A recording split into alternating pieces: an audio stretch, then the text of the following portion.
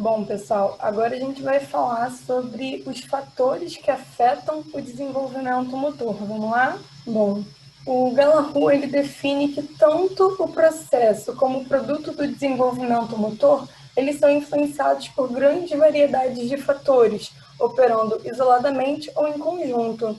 Então, o desenvolvimento e o crescimento humano, eles podem ser afetados por diversos fatores e condições.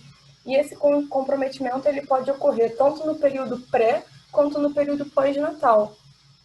E eles podem ser provenientes de fatores internos ou de fatores externos. A gente vai começar avaliando os fatores relacionados ao indivíduo. Então, uma série de fatores biológicos afetam o desenvolvimento motor. E vamos começar falando da direção desenvolvimentista, né? O conceito dessa direção desenvolvimentista, direção do movimento, foi formulado pela primeira vez por Gesell, em 1954, como forma de explicar a evolução da coordenação e do controle motor em função da maturação e do sistema nervoso.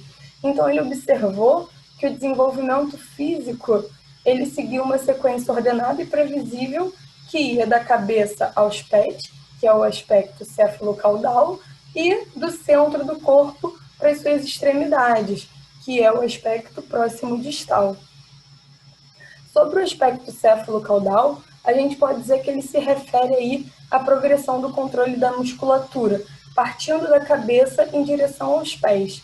No feto, primeiro a cabeça é formada, depois o pescoço, depois o tronco, depois a pelve, e por fim, né, as pernas. Nos bebês, o controle da musculatura também ocorre nessa direção. Então, primeiro os bebês eles controlam a cabeça, depois eles controlam o pescoço, o tronco, e os últimos que eles passam a controlar são os membros inferiores. Então, eles continuam aí seguindo esse controle sequencial na direção céfalo-caudal, então da cabeça aos pés. E quando a gente fala sobre o aspecto próximo distal, na direção desenvolvimentista, ele diz respeito a esse mesmo controle. Então, só que dessa vez ele parte do centro do corpo para as suas extremidades. Então, assim como no anterior, né, ele se aplica tanto no crescimento intrauterino como na aquisição das habilidades de movimento. Primeiro crescem o tronco, a cintura escapular, depois os braços e pernas e, por fim, as mãos e os pés. E as habilidades de movimento também seguem essa lógica sequencial, por isso que as habilidades motoras finas são as mais difíceis de ser adquiridas, porque elas estão no último processo de desenvolvimento, porque é bem a extremidade do corpo quando a gente fala desse aspecto próximo distal. E esses processos, né, céfalo-caudal e próximo distal, eles permanecem em operação durante toda a vida, então eles seguem operando e eles têm uma tendência de fazer o caminho contrário de acordo com o envelhecimento. É uma espécie de um invertido. Então, no envelhecimento, os primeiros a regredirem são justamente os membros inferiores e a parte inferior do corpo. Então, faz uma espécie de um invertido. Os últimos no processo maturacional, né, os últimos aspectos sequenciais são os primeiros a regredirem aí durante o envelhecimento. Outro fator relacionado ao indivíduo é a taxa de crescimento, que segue um padrão característico universal para todos e é resistente à influência externa. Para compreender melhor a taxa de crescimento, a gente precisa entender o conceito de flutuação autorreguladora, que permite que sejam feitas correções de pequenos desvios de peso, altura e capacidade de movimento em crianças da mesma idade. Essa plasticidade desenvolvimentista, ela gera uma tendência de que crianças que tiveram algum problema alcancem as outras crianças que têm idade similar e elas alcançam em pouco tempo e sem danos. Então, essa flutuação autorreguladora permite, por exemplo, que um bebê que nasceu com baixo peso possa alcançar os níveis de desenvolvimento das demais crianças no ano seguinte, sem nenhum dano. E essa flutuação autorreguladora de crescimento, ela compensa desvios relativamente menores no padrão de crescimento, mas ela geralmente não é capaz de ajustar os desvios maiores. Por exemplo, bebês que nasceram com um peso muito baixo e crianças que sofreram deficiências nutricionais graves e prolongadas, elas dificilmente conseguem se recuperar na questão do peso, da altura e do desenvolvimento cognitivo e motor. Outro fator relativo ao indivíduo é o entrelaçamento recíproco, que é uma característica do desenvolvimento do comportamento motor da criança. Ele diz respeito ao entrelaçamento coordenado, progressivo e complexo dos mecanismos neurais dos sistemas musculares que estão em oposição em relação a uma relação de maturidade crescente. Para compreender o entrelaçamento recíproco, tem dois conceitos muito importantes, o de diferenciação e o de integração. A diferenciação é o processo de progressão gradual que ocorre nos padrões de movimento dos bebês até que eles se tornem adolescentes. Então, os bebês eles não possuem controle do movimento no início das suas vidas, mas à medida que ele vai se desenvolvendo, o controle motor vai melhorando. A prática leva a essa melhora até que os movimentos mais complexos consigam ser atingidos, né? Já a integração é um processo de interação coordenada de vários músculos opostos, como, por exemplo, o olho e mão, e de sistemas sensoriais entre si. Essa integração é importante para o desenvolvimento, para que sejam estabelecidas coordenações de olhos e mão, olhos e pés, as chamadas coordenações motoras óculo-manuais, óculo-pedais, e entre outras. E assim como a direção desenvolvimentista, a diferenciação e a integração também tendem a reverter a formar um U invertido durante o processo de envelhecimento. Então, durante a terceira idade, durante a medida que a terceira idade vai chegando, né, esses processos de diferenciação e de integração vão sendo prejudicados. E, além disso, há pouca dúvida de que os processos de diferenciação e integração operam de forma simultânea.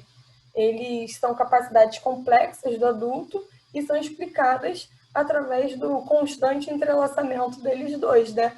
Por isso que o nome é entrelaçamento recíproco. Outro fator relacionado ao indivíduo é a prontidão, que depende, né, da convergência de fatores biológicos, ambientais e físicos. A prontidão, ela nada mais é do que um momento propício para o aprendizado de uma nova habilidade. Mas apesar desse conceito existir, ainda não é possível definir exatamente quando alguém está pronto para aprender uma nova habilidade, seja ela motor ou cognitiva. Mas já se sabe que a maturação física, a maturação mental, a motivação, o aprendizado de pré-requisitos e o ambiente enriquecedor, eles influenciam aí na prontidão, né? Eles influenciam nesse aspecto do indivíduo. Ainda nos fatores dos indivíduos, a gente tem o último conceito de períodos de aprendizagem críticos sensíveis. Acredita-se, né, que os indivíduos estejam mais suscetíveis a certos tipos de estímulos em determinadas épocas. E o conceito de período de aprendizagem críticos sensíveis está diretamente relacionado ao conceito que a gente viu anteriormente de prontidão. Então, se a criança ela não receber a estimulação adequada no que se acredita ser o período crítico para aquele aprendizado, ela pode ter seu desenvolvimento prejudicado por causa disso. Por isso é importante oferecer uma série de estímulos para que a criança possa se desenvolver amplamente. Alguns fatores como nutrição inadequada, estresse prolongado, educação de baixa qualidade, falta de experiências de aprendizado podem ser mais prejudiciais quando ocorrem logo no início da vida do que em idades mais avançadas. Existem períodos sensíveis que já estão amplamente definidos e durante eles os indivíduos podem aprender novas tarefas de modo mais eficiente e efetivo. Mas, apesar disso, é muito importante dizer que aprender é um processo para toda a vida. Todos podem aprender, desde a infância até a terceira idade. Então, inclusive para os efeitos do envelhecimento, esse processo de aprendizagem pode ser benéfico, ajudando aí a manutenção da saúde física e da saúde mental. O princípio da individualidade é muito importante para a compreensão de que cada pessoa é singular e possui o seu próprio cronograma de desenvolvimento, que é um resultado da combinação da sua hereditariedade com as influências ambientais pelas quais ela é exposta. E como resultado dessa individualidade, é comum que inúmeras habilidades de movimento surjam com uma variação de 6 meses até 1 ano de diferença entre os indivíduos. E as habilidades motoras elas podem ser consideradas habilidades filogenéticas, que estão relacionadas aí com fatores biológicos, ou habilidades ontogenéticas, que estão relacionadas aos fatores ambientais. Bom, as habilidades filogenéticas são aquelas que tendem a surgir automaticamente e numa sequência previsível em crianças no processo maturacional. É como se elas já estivessem programadas para aparecerem. São habilidades de movimento como alcançar, pegar e soltar objetos, andar, saltar, correr, entre outras. Já as habilidades ontogenéticas são aquelas que dependem do aprendizado e de oportunidades ambientais. Então, assim, elas não ocorrem naturalmente, elas não surgem automaticamente no indivíduo. Elas devem ser aprendidas e necessitam de um período de prática e experiência.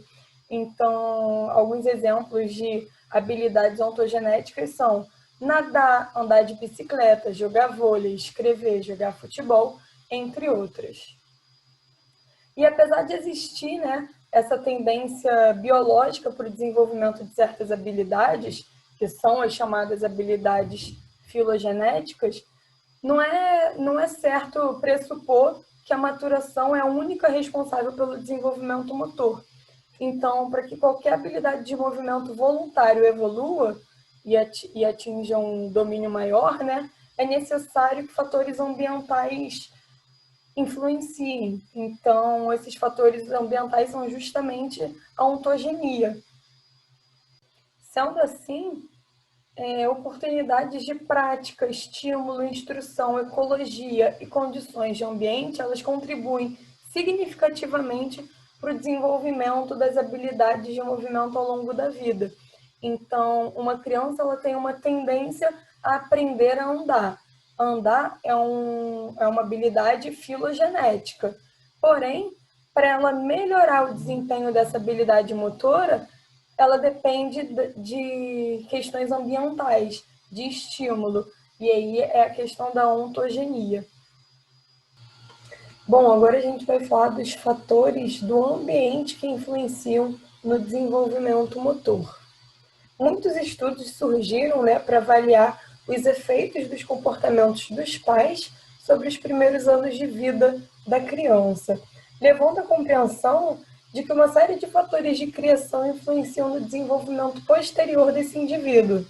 Então, principalmente laços entre pais e bebês, que são adquiridos ali nos primeiros meses, e a estimulação e privação.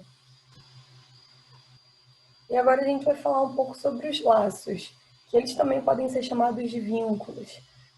Eles são a interação sensível, uma interação sentimental entre pais e bebê, que ocorre durante os primeiros meses de vida pós-natal, então logo após o nascimento. Existe uma crença de que essa ligação logo no início da vida ela pode influenciar muitos aspectos do desenvolvimento e que se esse período for perdido, poderia haver uma ausência de laços entre pais e filhos que geraria aí um déficit no desenvolvimento da criança. Mas essa teoria vem sendo questionada, essa hipótese vem sendo questionada, porque experiências como divórcio, doença grave, morte de um parente muito próximo, acidentes muito graves, eles parecem afetar muito mais o desenvolvimento do indivíduo do que esses laços maternais iniciais. E outro ponto importante é o processo de adoção. No caso de adoção, né, esses laços entre pais e filhos, eles ocorrem com atrasos de dias, meses e até mesmo anos. E o êxito no desenvolvimento das crianças adotadas questiona essa hipótese. Então, é inquestionável que a interação entre pais e filhos cria uma relação prazerosa e recompensadora, e que tem importância e não deve ser minimizada. Mas tem que tomar cuidado, a gente precisa tomar cuidado para não definir o conceito de laço de modo muito restrito e para não acabar não superestimando a sua importância, né? Então, aparentemente, os laços eles desempenham um papel que ainda não é muito bem determinado aí no processo do desenvolvimento humano. Vamos falar do segundo fator do ambiente que influencia no desenvolvimento motor, que é a estimulação e a privação. Tanto a maturação como o aprendizado, eles são importantes para a aquisição de habilidades motores, como a gente já viu anteriormente. E a experiência, ela pode influenciar o momento no qual essas habilidades surgem e a extensão, o grau do seu desenvolvimento. Existe uma hipótese de que o desenvolvimento motor ele não pode ser atribuído inteiramente à hipótese da maturação. E essa hipótese ela é sustentada por pesquisas que encontraram um impacto negativo da restrição e da limitação de oportunidades na aquisição de habilidades motoras. Ou seja, se o indivíduo ele é privado de praticar determinado movimento, seu desenvolvimento sofre um impacto negativo. Restrições graves e falta de experiência atrasam o desenvolvimento normal do indivíduo. Um exemplo simples é a prática de futebol por meninos e meninas. Os meninos eles demonstram que é uma grande habilidade, pois estão sempre praticando, né? Eles estão sempre sendo estimulados.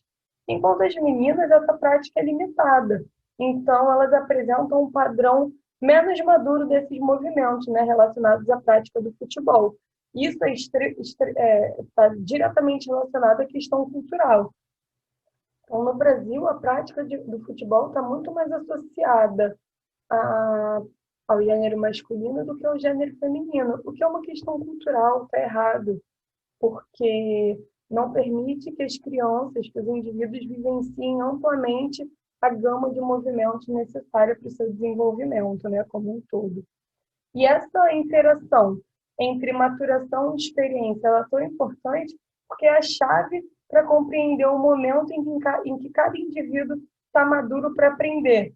Então, quando você compreende quando o indivíduo está maduro para aprender, você deve fornecer a ele uma série de experiências para estimular o seu aprendizado. Por isso, maturação e experiência estão tão relacionados. Quando o indivíduo ele é considerado maduro, quando você compreende que aquele indivíduo está maduro para aprender algo, para aprender, que está no momento crítico para ele aprender uma habilidade motora, é necessário que uma série de experiências sejam fornecidas para estimular o aprendizado. Então, além dos fatores já mencionados, uma série de novos outros também afetam o desempenho motor, como é o caso da raça, classe social, gênero, formação étnica, formação cultural, e a interação desses fatores ambientais e de fatores biológicos modifica o desempenho do desenvolvimento motor ao longo de toda a vida. Então, agora a gente vai ver alguns fatores de tarefas físicas que influenciam no processo do desenvolvimento motor. Um desses fatores é a prematuridade, que coloca o recém-nascido em risco e frequentemente atrapalha o processo do desenvolvimento motor. Dentro de prematuridade, a gente tem o fator peso de nascimento baixo ou muito baixo e a gente tem o fator prematuro. A gente vai conceituar os dois aqui. Os bebês que nascem com menos de 1,5 kg têm peso de nascimento muito baixo. A sigla é PNMB. E são os que apresentam a maior taxa de mortalidade e morbidade. Já aqueles bebês que nascem na faixa de 1,5 kg a 2,5 kg, eles são considerados com peso de nascimento baixo, sigla PNB. Os bebês prematuros são aqueles que nascem com 37 semanas ou menos de gestação, mas eles apresentam um peso de nascimento adequado para a idade gestacional. Os bebês com peso de nascimento baixo, eles apresentam um atraso no crescimento intrauterino e eles nascem menor do que o esperado. E alguns fatores pré-natais podem estar associados a esse problema, como dieta, medicamentos, tabaco, doenças e classe social, por exemplo. Os bebês com peso de nascimento baixo, eles sobrevivem em sua maioria, com pouca ou nenhuma incapacitação. Já os bebês com peso de nascimento muito baixo, eles apresentam um índice bem maior de incapacitação grave. Agora, quando a gente fala dos bebês prematuros, fatores como uso de drogas, idade da mãe, tabaco, sobrepeso e obesidade, condições sociais e econômicas parecem contribuir aí para o seu acontecimento. E é importante dizer que quanto menor for o tempo da gestação, maior é a incidência de incapacitação grave. E sobre a prematuridade, ela causa uma preocupação porque ela está muito associada ao atraso físico, ao atraso mental, a questões de hiperatividade e também a mortalidade infantil. Por isso, tem uma preocupação tão grande em torno dela. A obesidade ela é considerada uma doença nutricional crônica e ela vem aumentando significativamente nos últimos anos. Ela gera inúmeros danos à saúde do indivíduo, afetando desde crianças a idosos ao redor de todo o mundo. Fatores genéticos e ambientais contribuem para o início e para o grau da obesidade. Então, em indivíduos sem problemas hormonais, as principais causas ambientais de obesidade são a ingestão excessiva de alimentos e a falta de exercício físico, podendo, inclusive, estarem associados. E à medida que a inatividade física aumenta, a obesidade também aumenta, explicitando a associação existente entre esses dois fatores. Bom, a composição corporal ela é empregada para indicar obesidade, e um dos métodos mais utilizados é o cálculo de índice de massa corporal, o IMC, que leva em consideração o peso e a altura do indivíduo. Como na tabela que está no slide, um IMC acima de 30 já é um indicador de obesidade, podendo inclusive elevar o grau de acordo com o aumento do mesmo. Agora, se tiver acima de 25 de IMC, o indivíduo já é considerado um indivíduo com sobrepeso. O sobrepeso e a obesidade são indicados como principais fatores contribuintes para comorbidades como diabetes do tipo 2, doenças cardíacas, AVCs, hipertensão, apneia de sono, entre outros, como vocês podem ver na tabela que está do lado direito desse slide. E também o sobrepeso e a obesidade, eles também estão associados a problemas gestacionais, colesterol alto, aumento de pelos no corpo, diminuição da resposta imunológica, entre outros fatores. A obesidade ela gera estresse no sistema circulatório, no sistema respiratório e no sistema metabólico. Por isso que ela acaba por comprometê-los. E então, esses problemas da saúde acabam acontecendo. Bom, agora a gente vai falar sobre os transtornos alimentares, que são um dos fatores das tarefas físicas. Dentre os transtornos alimentares, a compulsão alimentar é o mais comum e está muito associado à depressão. Ocorre muito mais em mulheres do que em homens e muito mais em obesos do que em indivíduos não obesos.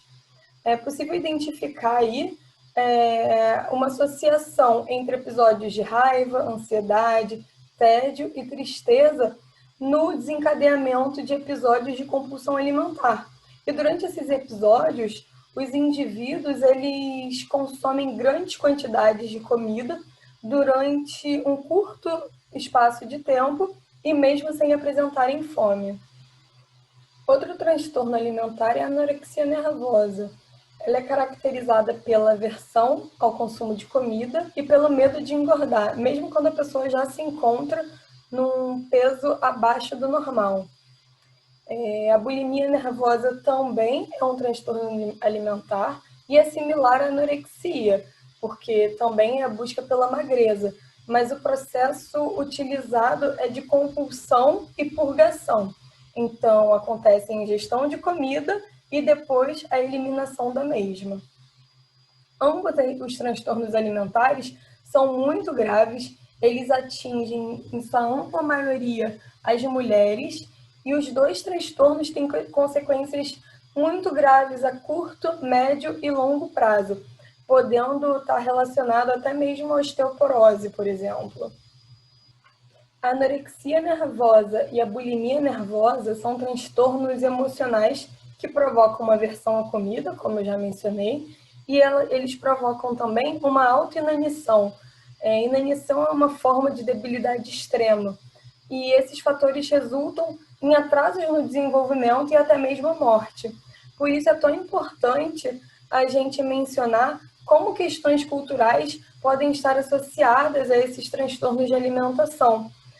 A busca pelo padrão que a sociedade estipulou como belo pode gerar todos esses problemas, afinal, a bulimia e a anorexia buscam a magreza, que esse padrão da beleza tanto vende, enquanto a compulsão alimentar pode estar aí sendo o resultado dessa frustração. E esses transtornos alimentares, eles causam problemas graves à saúde dos indivíduos. Eu coloquei aqui nesse slide um quadro que tem as características dos transtornos de compulsão alimentar, de anorexia nervosa e de bulimia nervosa, para o conhecimento de vocês, para vocês conseguirem ter acesso aí a mais informações. É quase um quadro comparativo. Agora nós vamos falar sobre os níveis de aptidão física, que é um outro fator das tarefas físicas.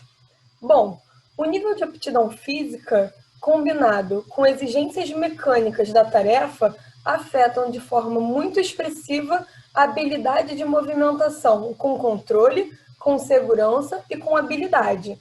A interação entre atividade física, genética e nutrição sugere os limites máximo e mínimo de aptidão física que podem ser esperados de um indivíduo. Então, a aptidão física máxima e a aptidão física mínima que o indivíduo pode ter, gerado a partir aí desses fatores de atividade física, genética e nutrição. A aptidão física ela pode ser definida como a habilidade de realizar atividade física combinada com a composição genética do indivíduo e com a manutenção do ajuste nutricional.